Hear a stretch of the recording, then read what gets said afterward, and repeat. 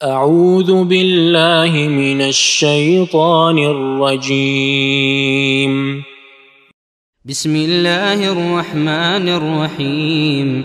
والليل إذا يغشى والنهار إذا تجلى وما خلق الذكر والأنثى إن سعيكم لشتى فأما من أعطى واتقى وصدق بالحسنى فسنيسره لليسرى وأما من بخل واستغنى وكذب بالحسنى فسنيسره للعسرى وما يغني عنه ماله إذا تردى إن علينا للهدى وإن لنا للآخرة والأولى فأنذرتكم نارا تلظى لا يصلاها إلا الأشقى الذي كذب وتولى وسيجنبها الأتقى الذي يؤتي ماله يتزكى وما لأحد عنده من نعمة تجزى إلا ابتغاء وجه ربه الأعلى ولسوف يرضى. أحسنت، جزاك الله خير. إن الحمد لله نحمده ونستعينه ونستغفره ونعوذ بالله من شرور أنفسنا وسيئات أعمالنا من يهده الله فلا مضل له ومن يضلل فلا هادي له وأشهد أن لا إله إلا الله وحده لا شريك له وأشهد أن محمدا عبده ورسوله. يا أيها الذين آمنوا اتقوا الله حق تقاته ولا تموتن إلا وأنتم مسلمون. يا أيها الناس اتقوا ربكم الذي خلقكم من نفس واحدة وخلق منها زوجها وبث منهما رجالا كثيرا ونساء واتقوا الله الذي تساءلون به والأرحام إن الله كان عليكم رقيبا. يا أيها الذين آمنوا اتقوا الله وقولوا قولا سديدا يصلح لكم أعمالكم ويغفر لكم ذنوبكم ومن يطع الله ورسوله فقد فاز فوزا عظيما. اللهم صل على محمد وعلى آل محمد كما صليت على إبراهيم وعلى آل إبراهيم إنك حميد مجيد. اللهم بارك على محمد وعلى آل محمد كما باركت على إبراهيم وعلى آل إبراهيم إنك حميد مجيد. سبحانك لا علم لنا إلا ما علمتنا إنك أنت العليم الحكيم. أما بعد فأعوذ بالله من الشيطان الرجيم من همزه ونفخه ونفثه. بسم الله الرحمن الرحيم. والليل إذا يغشى والنهار إذا تجلى وما خلق الذكر والأنثى إن سعيكم لشتى. یہ سورۃ اللیل ہے. لیل کا معنی رات، اور یہ نام اس سورہ مبارکہ کی پہلی آیت سے ماخوذ ہے. واللیل، واللیل واو حرف قسم، اس واو کو واو قسمیہ کہا جاتا ہے. اور لیل کا معنی رات، تو معنی کیا ہوگا؟ واللیل قسم ہے رات کی.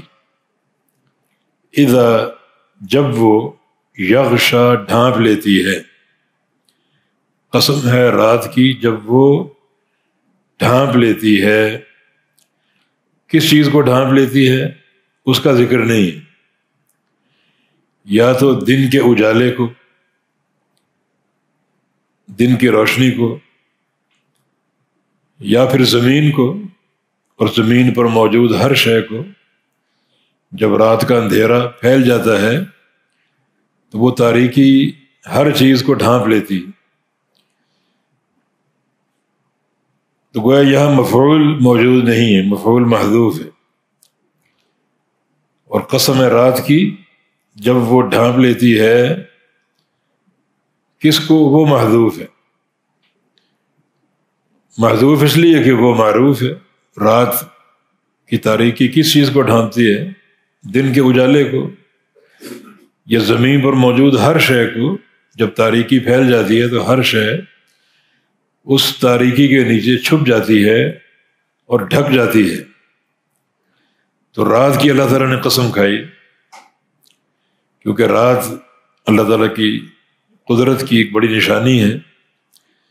انسان تھکے ہارے رات کو آرام اور راحت کی طرف لاچار ہوتے ہیں، اور اللہ رب العزت نے رات کو ان کے مکمل آرام، نیند اور راحت کا ایک محل بنا دیا کہ وہ رات کی تاریکی میں نیند کی وادی میں پہنچ جاتے ہیں اور سو جاتے ہیں، اور بھرپور نیند سے ان کی تھکاوٹیں دور ہو جاتی ہیں.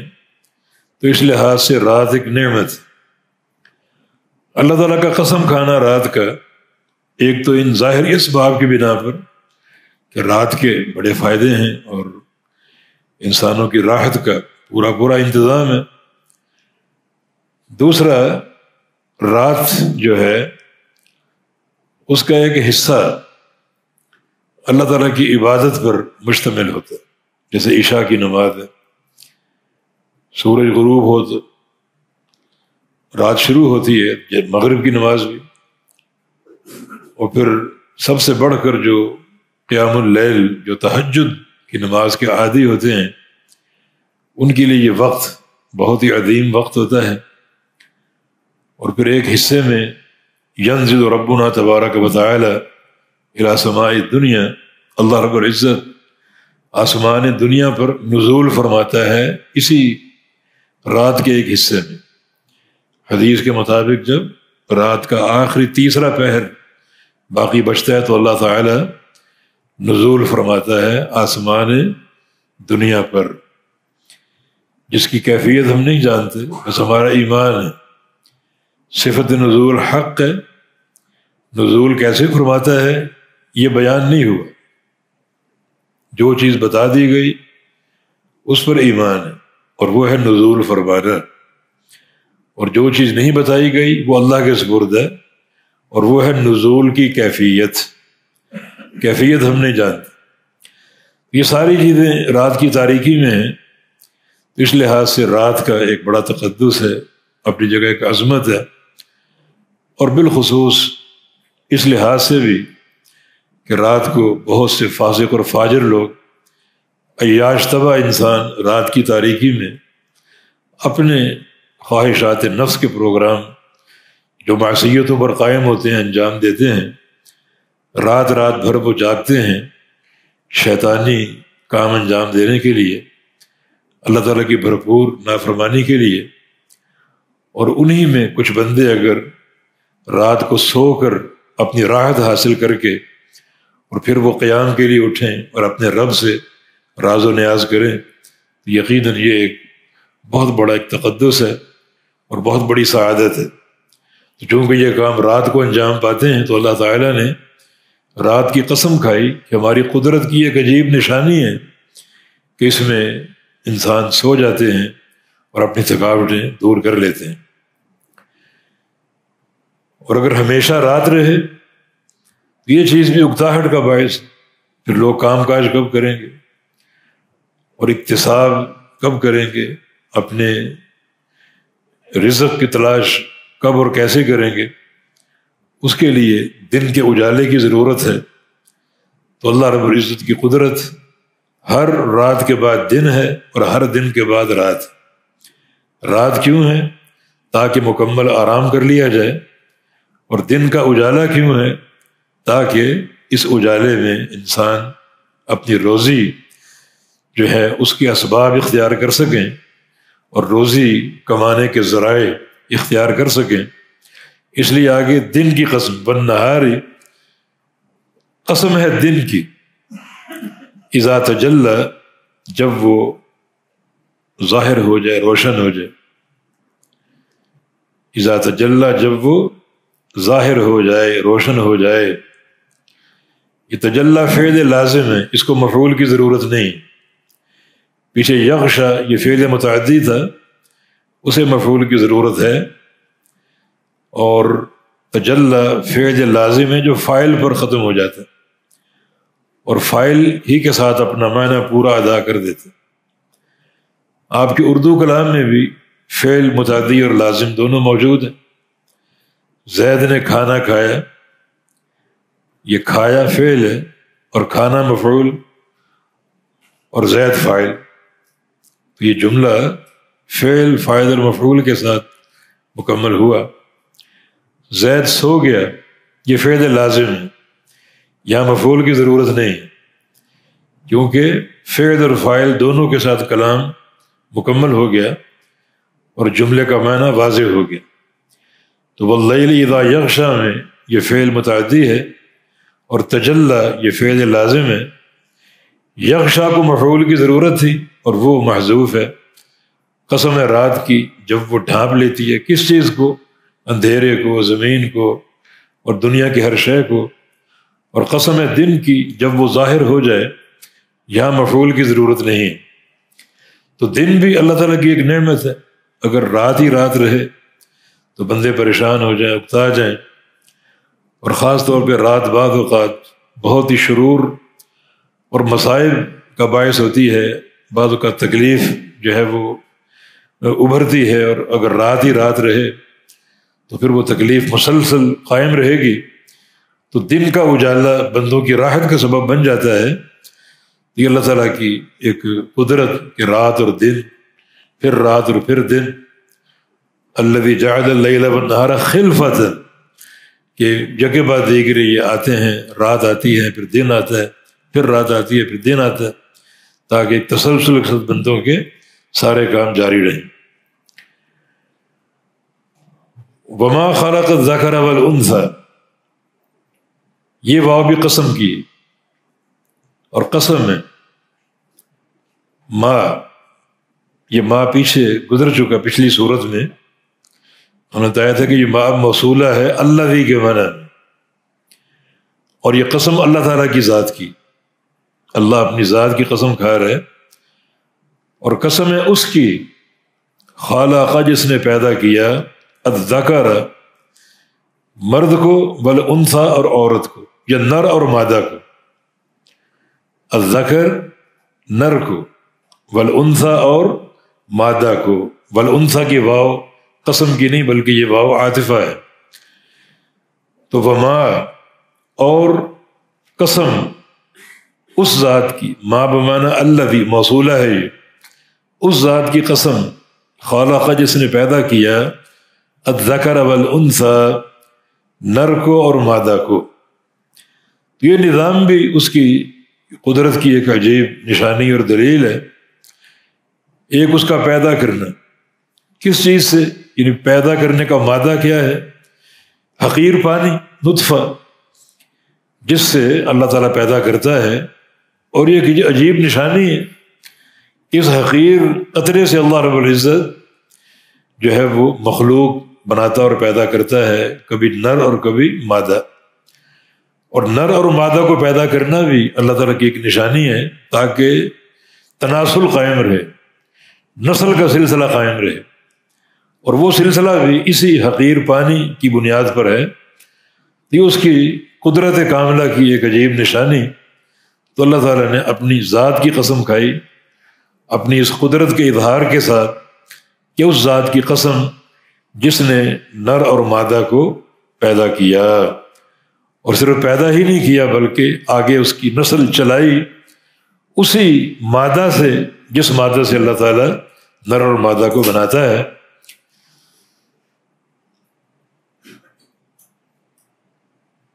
تو یہ جملے تینوں قسمیہ جملے ہیں، اور یہ بار بار بتا چکے ہیں کہ جب قسم آتی ہے تو قسم کا جواب بھی ہوتا ہے. اگر جواب قسم نہ ہو تو جملہ ادھورا ہے. اگر آپ کے اللہ کی قسم، اللہ کی قسم، اللہ کی قسم، آگے بولو کیا کہنا چاہتے ہیں؟ خالی قسم تو کافی نہیں ہے، جواب قسم بھی چاہیے۔ اللہ کی قسم تجھے ماروں گا، اب جملہ مکمل ہو گیا کہ تجھے ماروں گا جواب قسم ہے۔ تو اسی طرح یہاں قسم تو آ گئی، جواب قسم کیا ہے وہ اللہ تعالیٰ آگے ذکر فرما رہا ہے کہ ان سعیکم لشتی، ان بے شک حرف تاکید ہے، سعیکم تمہاری کوشش، ہر کوشش، سعیکم تمہاری کوشش، لشتی البتہ مختلف ہے۔ یہ لشتی یہ انا کی خبر، تمہاری کوشش مختلف ہے،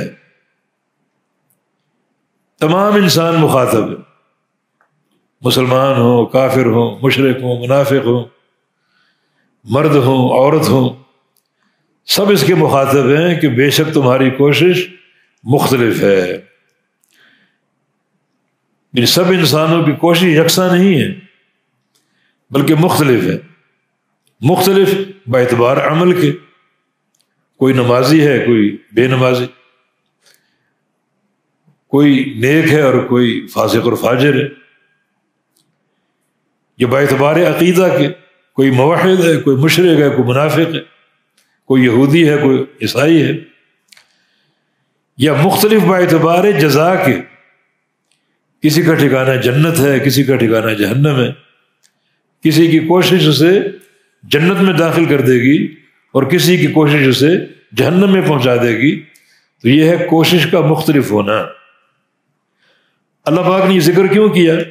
تاکہ ہم اپنی کوشش کا جائزہ لے سکیں، ہماری کوشش کس ڈگر پر ہے، ہم کیا کوشش کر رہے ہیں، ہمارا عمل کیسے، ہمارا عقیدہ کیسے، اور ہمارا عمل جو ہے باعتبار جزا کے جنت کا باعث یا جہنم کا باعث۔ تو اس میں ایک قسم کی دعوت اور ترغیب ہے، تمہاری کوشش مختلف ہے تو اپنی کوشش کا جائزہ لو کہ تم کیا کوشش کر رہے ہو، کیا عمل کر رہے ہو۔ تو ان سعیکم لشتی، بے شک تمہاری کوشش البتہ مختلف ہے، تو اپنی کوشش کو چیک کرو اور اس کا جائزہ لو اور اس کو بہتر بناؤ۔ آگے اس کی تفصیل ہے، مختلف کس لحاظ سے؟ فَأَمَّا مَنْ أَعْطَى وَاتَّقَى، بس لیکن من جو شخص اعطا خرچ کرتا ہے، واتقى اور تقوی اختیار کرتا ہے، اتقاء کا معنی بچ جاتا ہے، کس چیز سے؟ گناہوں سے، معصیت سے، شرک و بدعت سے، فسق و فجور سے۔ یہ حقیقی تقوی ہے، جو اپنا مال خرچ کرتا ہے، یا جس نے اپنا مال خرچ کیا، واتقى اور تقوی اختیار کر لیا، وصدق اور تصدیق کر دی، بالحسنى حسنہ کی، حسنہ کی تصدیق کر دی۔ حسنہ سے مراد جنت، حسنہ سے مراد جنت، اور وہ عمل جو جنت میں پہنچاتا ہے، ہر نیکی کا راستہ، جو نیچے ترجمہ ہے وہ بھی صحیح ہے، اچھے بدلے پر یقین رکھنا، اچھے بدلے کی تصدیق کرنا، اچھے بدلے کو سچا جاننا۔ اللہ تعالیٰ کا فرمان ہے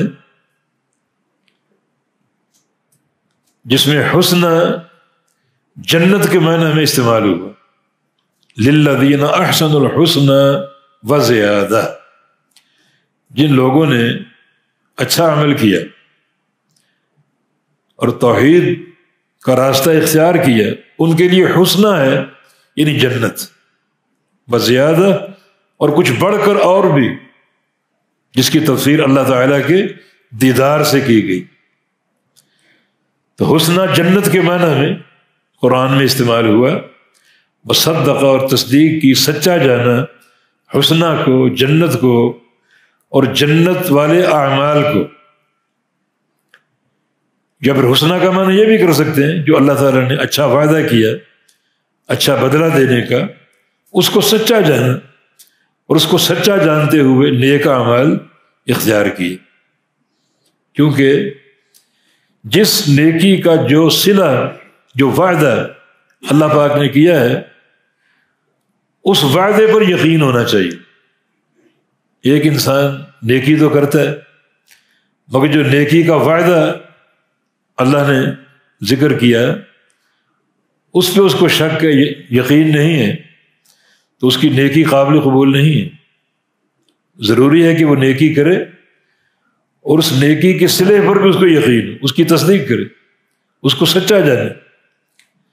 جیسے نبی علیہ السلام کی ایک حدیث ہے کہ 40 خصلۃ من اتى بواحدۃ منہن رجاء ثوابها وتصدیق موعودها دخل الجنہ، کہ 40 کام ہیں جو شخص ان میں سے کوئی ایک کام کرنے میں کامیاب ہو گیا، کوئی ایک کام، لیکن 2 شرطیں ہیں۔ رجاء ثوابها، ایک اس کو اس کام کے ثواب کی پوری امید ہو، وتصدیق موعودها، اور اس کام کا جو وعدہ ہے اسے بھی سچا جانے۔ یہ وصدق بالحسنى، جو اللہ نے وعدہ کیا ہے اس کو سچا جانے۔ جیسے حرم کی ایک نماز کیا وعدہ ہے، کتنی نمازوں کے برابر، 1,00,000 نمازوں کے، تو وہ نماز پڑھے اس وعدے کو سچا جانتے ہوئے۔ اب نماز تو پڑھ رہے مگر اس وعدے کو سچا نہیں جانتا، تو اس کی نماز اس کے لیے قابل قبول نہیں ہے۔ اس لیے وہ صدق بالحسنى، حسنہ کی تصدیق کرے، جو اللہ تعالیٰ کے اچھے وعدے ہیں مومنین کے لیے، موحدین کے لیے اور نیک اعمال انجام دینے والوں کے لیے، اس کی پوری طرح تصدیق کرے۔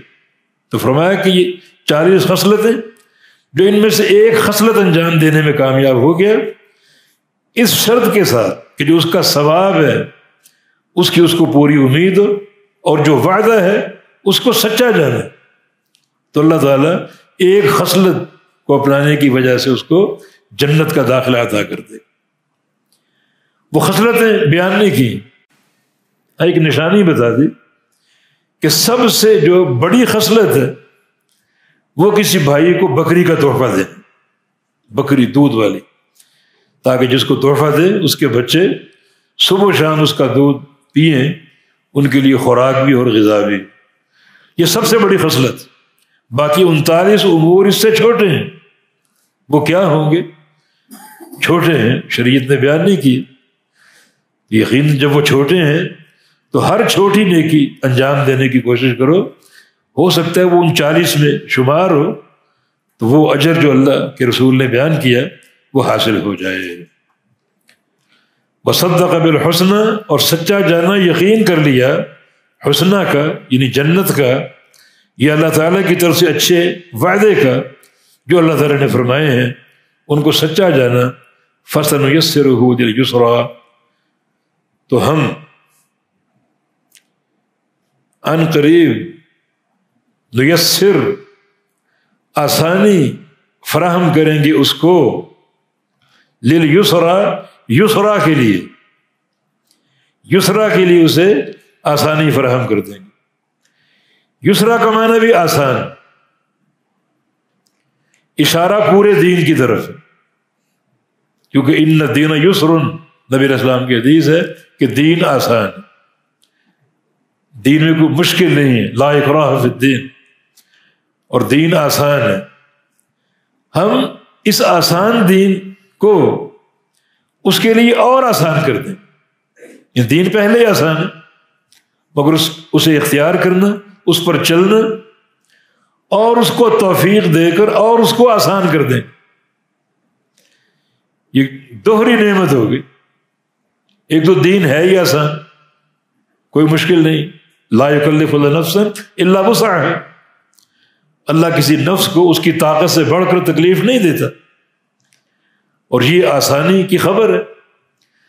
تو دین تو پہلے سے آسان ہے، مگر اللہ رب العزت یہ نیکیاں انجام دینے والوں کو اور آسانی مہیا کر دے گا، اس پر چلنا اور آسان ہو جائے، اور کوئی مشکل باقی نہیں رہے گی۔ تو یسرا کا معنی پورا دین، ہر خیر کا راستہ اس کے لیے آسان بنا دیں گے۔ اور اس کو توفیق دیں گے۔ وَأَمَّا مَنْ بَخِلَ وَاسْتَغْنَى، اور لیکن من جو شخص باخل بخل کرے، کنجوسی اختیار کرے، واستغنى اور بے نیازی برتے مانا اللہ تعالیٰ سے، اس کی رحمت سے، اس کے وعدوں سے بے نیاز ہو جائے اور بخل اختیار کر لے، جو اللہ تعالیٰ کے وعدے ہیں ان سے بے نیاز ہو جائے، بے پرواہ ہو جائے، تو اس سے بڑا بدبخت کون ہو سکتا؟ وَأَمَّا مَنْ بَخِلَ وَاسْتَغْنَى، اور لیکن جو شخص بخل اختیار کرے، واستغنى اور بے نیازی برتے، کس سے؟ اللہ رب العزت سے، اللہ تعالیٰ کی رحمت سے، اللہ تعالیٰ کے وعدوں سے بے پرواہی اختیار کر لے، وَكَذَّبَ اور جھٹلائے، بالحسنى حسنہ کو، وہی حسنہ جنت کو، اچھے وعدوں کو، خوشخبریوں کو جھٹلائے، فَسَنُيَسِّرُهُ لِلْعُسْرَى ہم ان قریب اس کو آسانی مہیا کریں گے، عسرا کے لیے، یہ عسرا کا معنی تکلیف کا راستہ، شر کا راستہ، گناہوں کا راستہ، ہم اسے گناہوں کے راستے پر چلائیں گے، گناہوں کا راستہ کھول دیں گے اور گناہوں کا راستہ سجا کر اس پر پیش کریں گے، اور اس راہ پر چلنا اس کے لیے اور آسان بنا دیں گے۔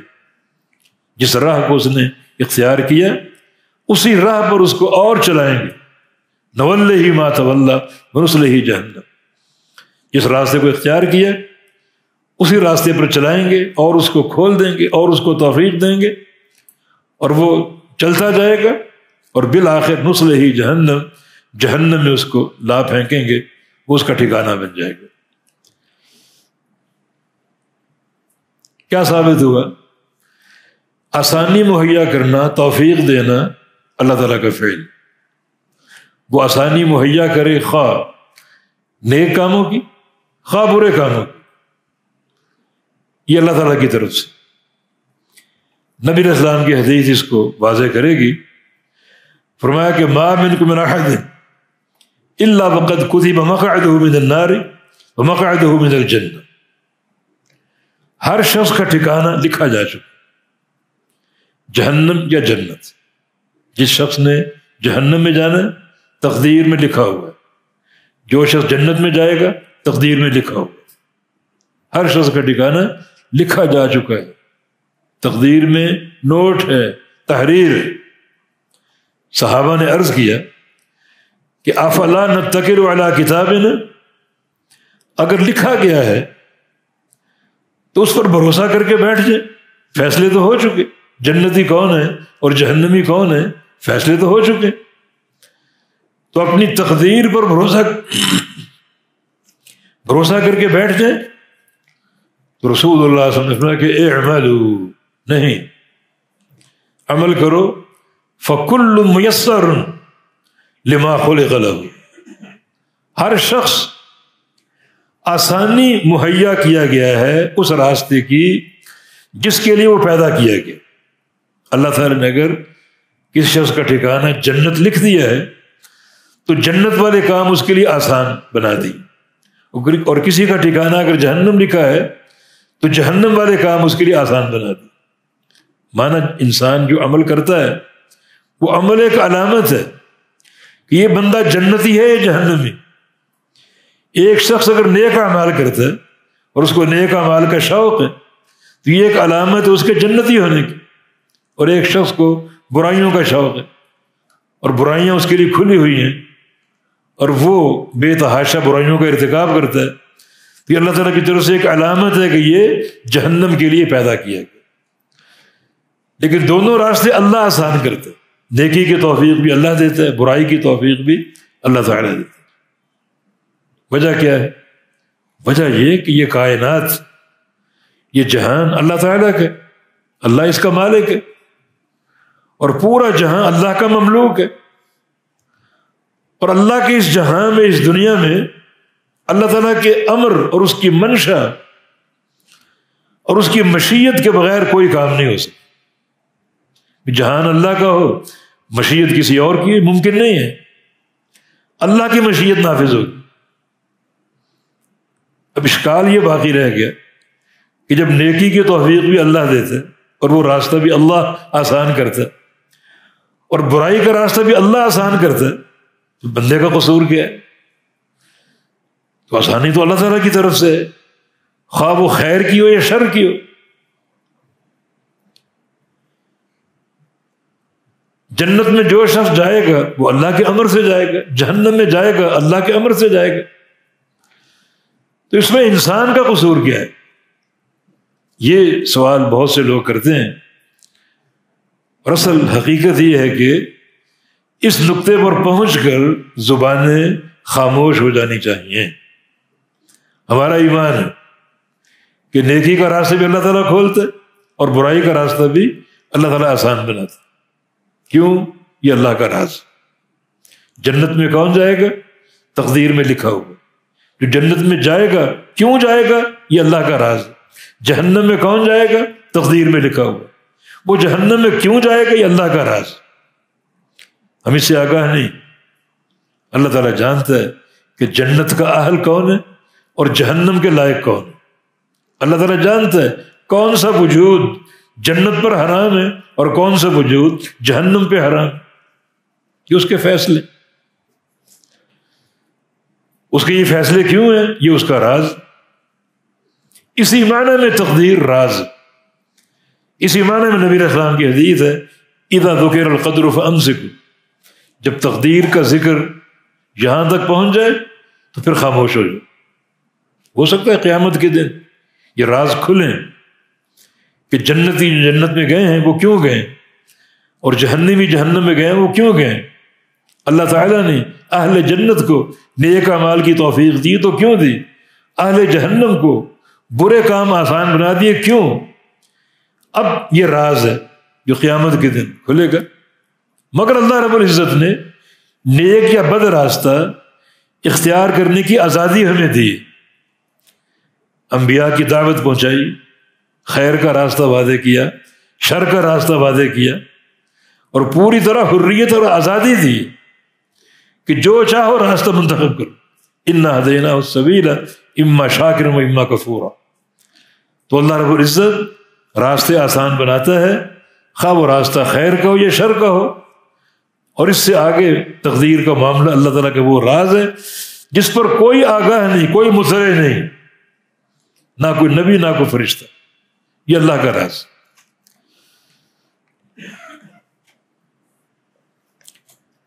وما یغنی عنہ مالہ اذا تردی، اور نہیں کام آئے گا، کفایت کرے گا، عنہ اس سے، اس کا مال، اذا تردی جب وہ ہلاک ہو جائے گا، جب وہ ہلاک ہو جائے گا۔ چونکہ ساری زندگی گناہوں میں تھی تو ہلاک ہو کر جہنم میں چلا جائے گا۔ اب جس مال کو تم نے خرچ نہیں کیا، بخل کیا، بتاؤ وہ مال تمہارے کس کام آیا؟ تم تو جہنم کا لقمہ بن چکے۔ تو وہ ماں، یہ ماد نافیہ، نفی کے معنی میں، اور نہیں کام آئے گا عنہ اس کو، نہیں کفایت کرے گا اس سے، مالہ اس کا مال، اذا تردی جب وہ ہلاک ہو جائے گا اور ہلاک ہو کر جہنم میں گر جائے گا۔ یا اس کو ما استفہامیہ بنا لو، استفہام بمعنی انکار، کہ اس کا مال اس کے کس کام آئے گا؟ جب وہ ہلاک ہو جائے گا اس کا مال اس کے کس کام آیا؟ چھوڑ کے چلا گیا، قبر میں پہنچ گیا، قبر کا عذاب، قیامت کے دن جہنم کا عذاب، تو اس کا مال اس کے کس کام آیا؟ یہ استفہامی انداز، لیکن یہ استفہام بھی انکار کے معنی میں، دونوں صورتوں میں ایک ہی معنی ہے۔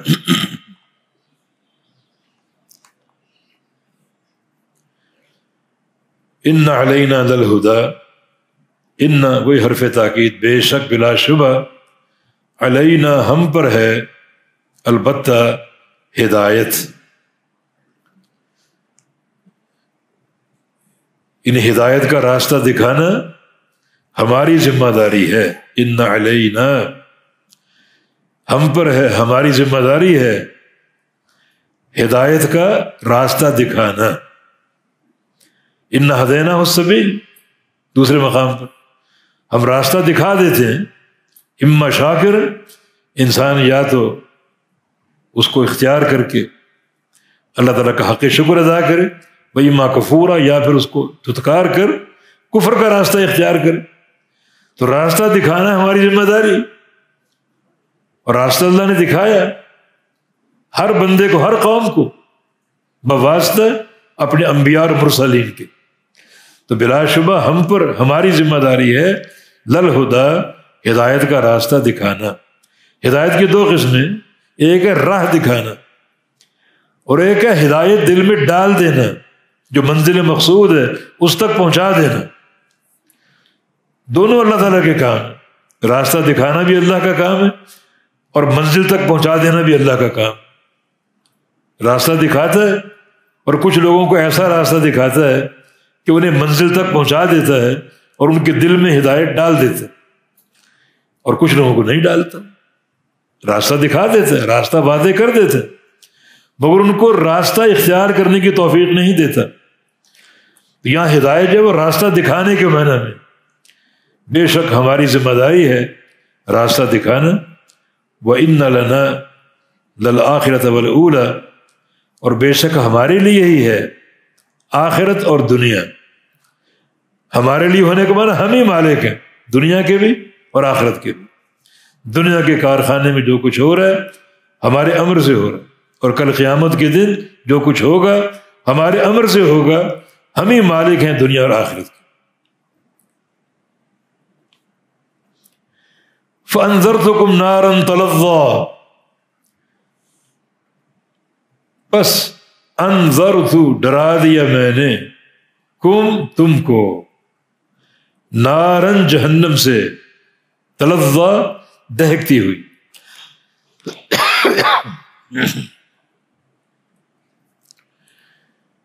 بس ڈرا دیا میں نے تم کو نارن، آگ سے، تلظیٰ، دہکتی ہوئی آگ، بھڑکتی ہوئی آگ. چنانچہ قرآن حکیم میں، احادیث میں بار بار اس آگ کی آگاہی دی گئی ہے اور ڈرایا گیا ہے. ایک حدیث نعمان بن بشیر رضی اللہ عنہ کی، اللہ کے نبی ممبر پر کھڑے تھے اور بڑی بلند آواز سے فرمایا کہ انذرتکم النار، میں تمہیں جہنم سے ڈرا رہا ہوں. اور صحابہ کہتے کہ اتنی بلند آواز تھی، اگر کوئی بازار میں بھی ہوتا تو آپ کی یہ آواز سن لیتے. یعنی کہاں آپ کا ممبر اور کہاں مدینہ کا بازار. اتنی بلند آواز آپ کی ہو گئی، اللہ تعالیٰ نے اتنی بلندی اس آواز میں پیدا کر دی تاکہ سننے والوں کو اس جملے کا ادراک ہو جائے کہ میں تمہیں جہنم سے ڈرا رہا ہوں. اگر کوئی بازار میں بھی ہوتا وہ بھی سن لیتا، اس تک بھی آواز پہنچ جاتی. معاملہ بہت ہی حساس ہے کہ اللہ کے پیارے پیغمبر نے انتہائی اونچی آواز میں جہنم سے ڈرایا. تلظیٰ، جو بڑی دہکتی ہوئی، بہت ہی گرم، شدید، حامیہ اس کی صفت، گرم انتہائی. نبی علیہ السلام کی حدیث ہے کہ ان اہون اہل النار عذابا من یوضع تحت قدمیہ جمرتان من النار، کہ جہنم کا سب سے ہلکا عذاب کیا ہے؟ ایک بندے کے پاؤں کے نیچے جہنم کی آگ کے 2 انگارے ڈال دیے جائیں، بس باقی پورا جسم آگ کی گرفت سے بچا ہوا، صرف پاؤں کے نیچے 2 انگارے، سب سے ہلکا عذاب. لیکن تغلی بہما دماغہ، اس کا دماغ ان انگاروں سے کھولے گا. اتنی حدت اور گرمی اور تیزی ہوگی کہ اس کا دماغ کھولے گا ان 2 انگاروں کی وجہ سے. یہ نارن تلظیٰ، ایسی آگ جو دہکتی ہوئی، شعلے مارتی ہوئی، بھڑکتی ہوئی، اس سے ہم نے تمہیں ڈرا دیا ہے. لا یصلاھا الا الاشقی، نہیں داخل ہوگا اس آگ میں، یہ ہا ضمیر مؤنث کی جس کا مرجع نار ہے، آگ، یہ نار بھی مؤنث ہے، مذکر نہیں ہے، حالانکہ مؤنث کی ظاہری علامت اس میں نہیں ہے، تو ایسے مؤنث کو مؤنث سماعی کہا جاتا ہے۔ ان کا مؤنث ہونا یہ عربوں سے سماع پر موقوف ہے۔ لا یصلاح نہیں داخل ہوگا اس آگ میں الا مگر الاشقا اشقا انسان، یہ اشقا شقی ان سے اسم تفضیل کا صیغہ، جو سب سے بدبخت ہو۔ سب سے بدبخت وہ انسان ہے جو اللہ اور اس کے رسول کی اطاعت نہ کرے، وہ اشقا، کیونکہ نبی علیہ السلام نے حدیث میں اسی نقطے کو واضح کیا کہ کل امتی یدخلون الجنت الا من ابا، میری پوری امت جنت میں داخل ہوگی سوائے اس شخص کے جو انکار کر دے۔ جو انکار کر دے وہ جنت میں داخل نہیں ہوگا۔ کہاں داخل ہوگا؟ جہنم، جہنم میں۔ لا یصلح الا الاشقا، وہ جہنم میں داخل ہوگا، اشقا۔ پوچھا گیا من یابا یا رسول اللہ، یا رسول اللہ صلی اللہ علیہ وسلم جنت کے داخلے کا انکار کون کر سکتا؟ فرمایا کہ من اطاعنی دخل الجنہ ومن عصانی فقد ابا، جس شخص نے میری اطاعت کی وہ جنت میں داخل ہو۔ ہمارے ساتھ، اور جس نے میری نافرمانی کی اس نے گویا انکار کر دیا جنت کے داخلے سے۔ اس کا معنی اشقا جو ہے وہ نبی علیہ السلام کی اطاعت سے انکار کرنے والا، آپ کی نافرمانی کرنے والا۔ اور قرآن حکیم نے اشقا کا معنی واضح کیا ہے اسی روشنی میں۔ اشقا کون ہے؟ الذی، وہ، کذب، جو جھٹلائے، بتولا، اور منہ پھیر لے۔ الذی کذب، جو جھٹلاتا ہے یا جھٹلایا جس نے، بتولا، اور منہ پھیر لیا۔ وہی حدیث کا معنی عصا، جس نے میری نافرمانی کی، تو نافرمانی کرنے والا معذب بھی ہے اور منہ پھیرنے والا بھی ہے، جو جہنم کا لقمہ بنے گا۔ وَسَيُجَنَّبُهَا، اور ان قریب بچایا جائے گا اس سے، یہ ہا کی وہی ضمیر کا مرجع، النار، بچایا جائے گا، ہا اس آگ سے، الاتقا، اتقا انسان۔ اتقا تقی سے ہے، اور تقی کا معنی پرہیزگار، بچنے والا، ڈرنے والا، تقوی اختیار کرنے والا۔ اتقا اسم تفضیل کا صیغہ، سب سے بڑا متقی، بچایا جائے گا اس سے۔ یہ آیات نزول کے اعتبار سے ایک شخصیت کے بارے میں اتری ہیں، اور وہ شخصیت ہیں ابو بکر صدیق رضی اللہ تعالی عنہ۔ ان کے عظیم الشان کردار کی بنا پر نبی علیہ السلام کی حدیث ہے کہ اعتق، تاریخ کا یہ حصہ، اعتق سبعۃ کلهم يعذب فی اللہ، ابو بکر صدیق نے 7 غلاموں کو اس دور میں خرید کر آزاد کیا تھا، اور وہ 7 غلام اللہ کی راہ میں تکلیف دیے جا رہے تھے، ستائے جا رہے تھے، عذاب دیے جا رہے تھے، اور ابو بکر صدیق نے ان 7 کو اپنے مال سے خریدا اور ان کو آزاد کیا۔ وہ 7 غلام بلال حبشی رضی اللہ عنہ، عامر ابن فہیرہ، اور ایک خاتون تھی نہدیہ اور اس کی بیٹی، یہ 4 ہو گئے، زنیرہ، ام عیسیٰ، اور ایک بنو محمل قبیلہ اس کی لونڈی تھی۔ جب اس نے اسلام قبول کیا تو ان لوگوں نے بہت ہی اسے عذاب دیا، تکلیف دی، تو ان 7 غلاموں کو خرید کر آزاد کیا، اور ان سب کو اللہ کی راہ میں عذاب دیا جا رہا تھا۔ اللہ تعالیٰ نے اس نیکی کی بنا پر ابو بکر صدیق کو اتقا کا لقب دیا۔ اتقا، اتقا کا معنی سب سے بڑا متقی اور سب سے بڑا پرہیزگار، اور واقعتاً اس امت میں رسول اللہ صلی اللہ علیہ وسلم کے بعد سب سے بڑے پرہیزگار ابو بکر صدیق رضی اللہ تعالی عنہ۔ اور ان قریب بچایا جائے گا اس جہنم سے اتقا انسان کو۔ تو باعتبار نزول کے یہ آیتیں ہیں ابو بکر رضی اللہ عنہ کی شخصیت سے متعلق ہیں، لیکن حکم عام ہے، مانا جو شخص بھی یہ کردار اختیار کرے گا جو ابو بکر صدیق نے اختیار کیا، تو اسے وہی صلہ ملے گا جو ابو بکر صدیق کو ملا۔ وہ کردار کیا ہے؟ الذی جو یؤتی دیتا ہے مالہ اپنا مال، یتزکا پاک ہوتا ہے، یعنی خود پاک ہو جائے یا اس کا مال پاک ہو جائے۔ جب اللہ کا حق اس مال میں سے ادا کر دو گے تو سارا مال آپ کا پاک ہوگا زکوٰۃ دینے سے۔ زکوٰۃ اگر نہیں دی تو سارا مال خبیث ہے، زکوٰۃ دے دی، اللہ کا حق ادا ہو گیا تو آپ کا سارا مال پاک ہو گیا۔ تو اس کا معنی یا تو یہ کہ تاکہ مال پاک ہو جائے یا میں پاک ہو جائے، وہ خود پاک ہو جائے۔ الذی وہ شخص اتقا یؤتی جو دیتا ہے مال وہ اپنا مال، یتزکا پاک ہونے کے لیے تاکہ خود پاک ہو جائے، یا اپنا مال دیتا ہے تاکہ مال پاک ہو جائے، کیونکہ زکوٰۃ دینے سے اور اللہ کا حق ادا کرنے سے مال پاک ہو جاتا ہے۔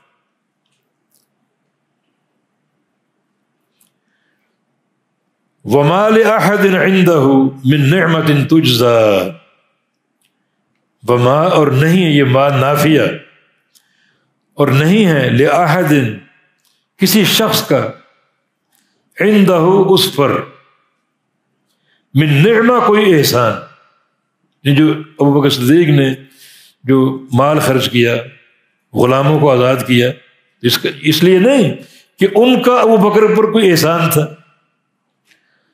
تجزا تھا کہ اس کا بدلہ چکا دیا جائے، یہ نہیں تھا کہ جن کو خرید کر آزاد کیا ان کا کوئی ابو بکر پر احسان تھا تاکہ اس طرح ان کا بدلہ چکا دیں اس احسان کا، ایسا ہرگز نہیں تھا، بلکہ یہ سارا کام اللہ کی رضا کے لیے تھا، اللہ تعالیٰ کی رضا کے لیے۔ ابو بکر صدیق کے والد نے ابو بکر صدیق سے کہا تھا کہ تم غلام تو خرید کر آزاد کر رہے ہو، یہ بڑی ایک شرافت الحریت کا کام ہے، لیکن تم طاقتور غلاموں کو خرید کر آزاد کرو تاکہ تمہارا ان پر احسان ہو، بوقت ضرورت تمہاری مدد کریں، وہ کوئی ایسی مشکل گھڑی آ جائے تو تمہارا سہارا ثابت ہو، تمہارا دفاع کر سکے، تمہیں بچا سکے۔ تو آپ نے کیا فرمایا کہ نہیں، یا ابتی انا ارید ما عند اللہ، مجھے دنیا کی جزا نہیں چاہیے، دنیا کا سہارا نہیں چاہیے، میرا ایک ہی مقصد ہے کہ اللہ کا بدلہ مجھے حاصل ہو جائے، اللہ کا احسان مجھے حاصل ہو جائے۔ انا ارید ما عند اللہ، کہ جو اللہ کے پاس ہے، اچھی جزا، اچھا بدلہ، میرا وہ قصد ہے، مجھے وہ چاہیے، دنیا کی ناموری نہیں چاہیے، میں یہ نہیں چاہتا کہ دنیا میں میرا دفاع کریں، میرے کام ہے، نہیں، یہ سب نیکی اللہ کی رضا کے لیے کی۔ یہ سارے کمزور لوگ تھے جن کو اللہ کی راہ میں عذاب دیا جا رہا تھا، تو اللہ سے اجر لینے کے لیے میں نے انہیں آزاد کیا ہے۔ تو فرمایا کہ وَمَا لِأَحَدٍ اور نہیں ہے ان میں سے کسی شخص کا، عندہ اس پر، ابو بکر صدیق پر، من نعمہ کوئی احسان، تجزا جس کا بدلہ چکایا جائے، ایسا ہرگز نہیں، بلکہ یہ کام اللہ کی رضا کے لیے کیا، الا ابتغاء وجہ رب العالی، مگر ابتغاء چاہنے کے لیے، تلاش کرنے کے لیے، ابتغاء طلبہ کے لیے، یہ نصب یہ تو استثناء کی بنا پر ہے، یا مفعول لہ، الا لابتغاء،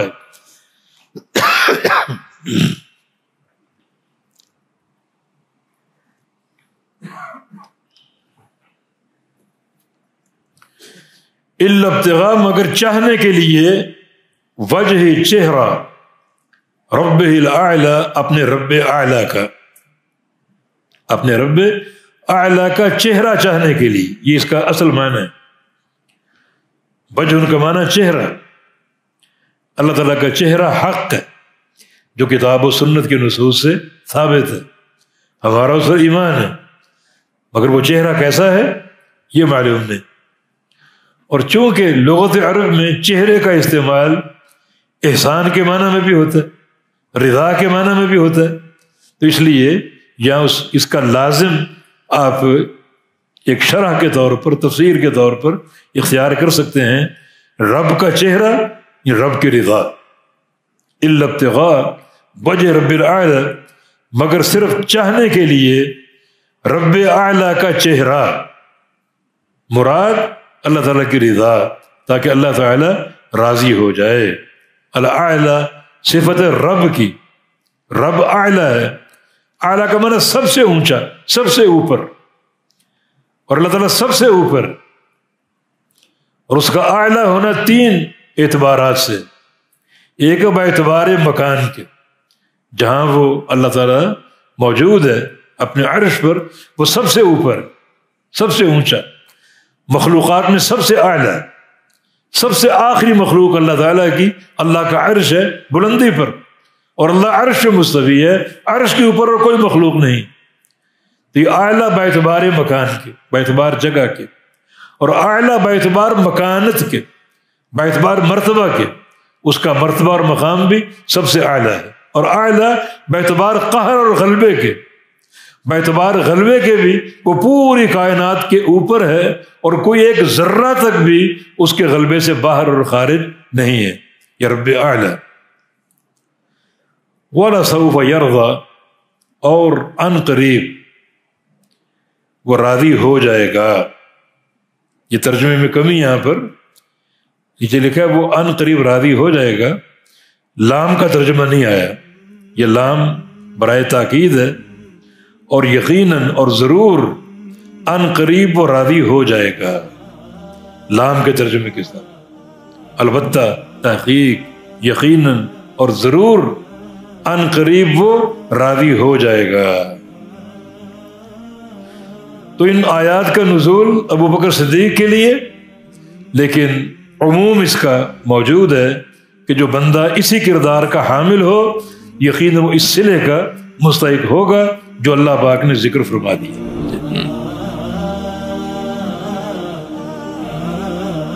نبی علیہ السلام کی حدیث بھی ہے کہ اللہ کو نعمت دے تو اس نعمت کے آثار آپ پر نظر آنے چاہیے۔ یہ تحدیث نعمت کی دو صورتیں، ایک اس کو بیان کرتے رہو، ذکر کرتے رہو اور اللہ کا شکر ادا کرتے رہو، دوسری صورت کیا ہے، اس نعمت کے آثار آپ پر ہو، یعنی بینک میں کروڑہ روپے رکھے ہوئے اور لباس پھٹا پرانا، کھانا کیا، دال روٹی، پیسے خرچ نہیں کر رہے، نہیں، مال خرچ کرو، اپنے اوپر استعمال کرو۔ نبی علیہ السلام کی حدیث ہے دنیا کی تین نعمتیں بندے کو مل جائیں وہ بندہ خوش نصیب ہے، اچھی بیوی، کشادہ گھر، اچھی سواری، اچھی سواری خریدو، عالی شان کاریں خریدو اور عالی شان بنگلے بناؤ اپنی رہائش کے لیے، اسراف نہ ہو۔ لیکن یہ بھی تحدیث نعمت ہے کہ بینک میں کروڑہ روپے پڑے ہوئے ہیں اور رہائش وہی چھوٹی پتلی سی تنگ سی ایک فلیٹ میں رہ رہے، افراد بھی زیادہ ہیں، تنگی اور انتہائی نحوستیں، اپنا ڈیرا ڈالے ہوئے، یہ چیز شریعت کے مقاصد کے خلاف ہے۔